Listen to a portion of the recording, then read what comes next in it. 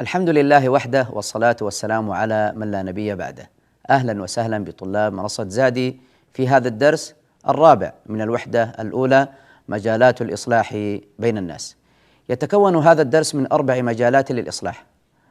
العنصر الأول النزاع بين الزوجين، الثاني الإصلاح بين الأب وأولاده، الثالث الإصلاح بين ذوي القربى، الرابع الإصلاح بين الجيران. في مجالنا الأول النزاع بين الزوجين، وهو نزاع يهدم كيان الأسرة وربما أدى إلى الطلاق والفرقة فيما بين الزوجين، مما يتسبب في تشتت الأولاد وتفكك الأسرة وضياع حتى هؤلاء الأبناء وضياع الأولاد. فالإصلاح بينهما مطلوب. الله سبحانه وتعالى يقول: وإن امرأة خافت من بعلها نشوزا أو إعراضا فلا جناح عليهما أن يصلحا بينهما صلحا والصلح خير. فتصلح بين الزوجين ولا سيما إن كنت من أقاربهما، فالإصلاح بينهما والبحث عن مصدر الانشقاق والنزاع وعلاج القضية وحل المشكلة بما يدل عليه الكتاب والسنة، ويكون ذلك الصلح فيه منفعة للزوجين، لا تفضل أحدهما على الآخر بل تعدل في إصلاحك بينهما. فمن الخطأ والتقصير أن تحاول أن تميل إلى جانب دون الآخر، وأيضا حاول أن يكون هنالك حث على الإصلاح فيما بينهم، فلا تحاول أن يكون هنالك جانب من التقصير حتى لا يكون هنالك فرقة بين الزوجين، إنما تقريب وجهات النظر فيما بينهما بالأسلوب المناسب المراعي لحال الزوج وحال الزوجة. والنبي صلى الله عليه وسلم يقول: ليس منا من خبب امرأة على زوجها أو عبدا على سيده.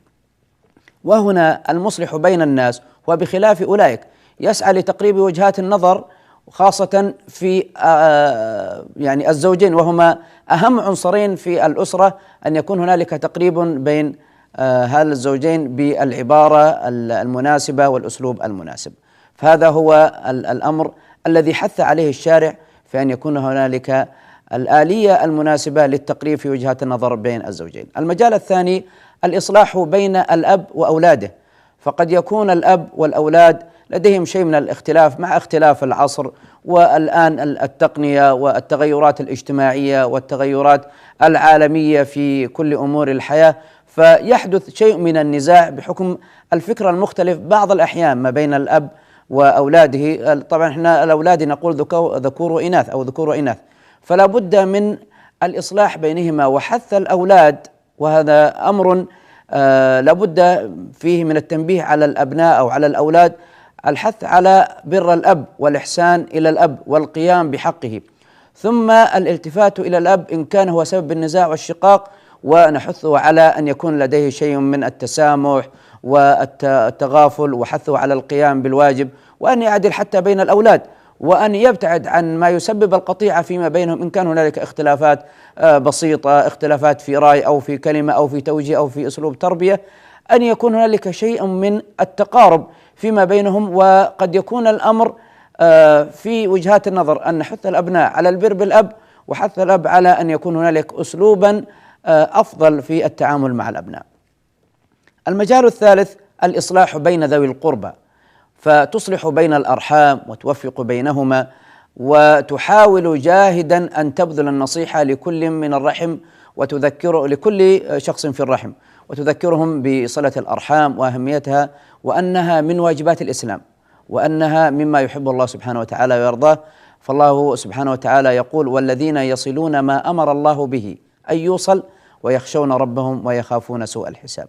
فتحاول جاهدا أن تصلح بين أقاربك، فكيف لا يكون وأنت أولى بالتدخل في الإصلاح فيما بينهم بحكم القرابة وصلة الرحم.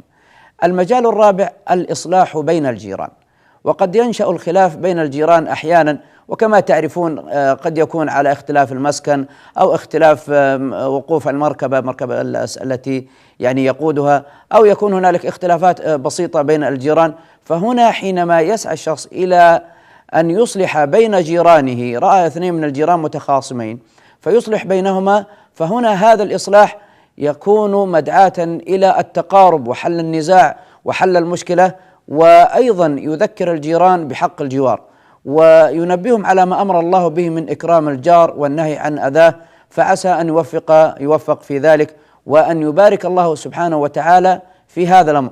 كيف لا، والنبي صلى الله عليه وسلم يقول: ما زال جبريل يوصيني بالجار حتى ظننت أنه سيورثه. فإصلاح بين الجيران من الأمور التي حث عليها الشارع. أسأل الله سبحانه وتعالى أن يصلح الحال وأن يصلح فيما بين الجيران. وهذا نهاية درسنا، نستودعكم الله الذي لا تضيع ودائعه.